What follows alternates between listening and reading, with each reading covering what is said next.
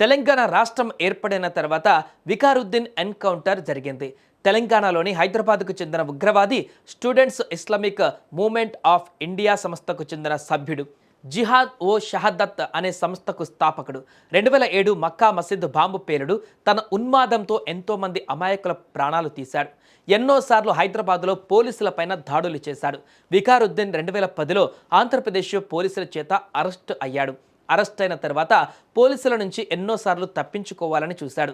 April 7, 2015 Nalgonda జిల్లా ఆలేరు గ్రామం సమీపంలో వికారుద్దీన్ అతని నలుగురు అనుచరులు అమ్జద్ అలీ, డాక్టర్ మొహమ్మద్ హనీఫ్, జకీర్ ఖాన్, ఇజ్జర్ ఖాన్ వరంగల్ జైలు నుంచి హైదరాబాద్ కోర్టుకు ఎస్కార్ట్ చేస్తూ తీసుకువెళ్తుండగా పోలీసులపైన దాడి చేసి వారి ఆయుధాలు తీసుకొని కాల్పులకు పాల్పడ్డారు. పోలీసులు స్వరక్షణ కోసం కాల్పులు జరిపారు. ఫలితంగా 5 ఉగ్రవాదులు మరణించారు. ఈ ఘటన తర్వాత హైదరాబాద్లో ఉగ్ర కదలికలపైన ప్రత్యేక దృష్టి సారిస్తూ వస్తున్నారు పోలీసులు.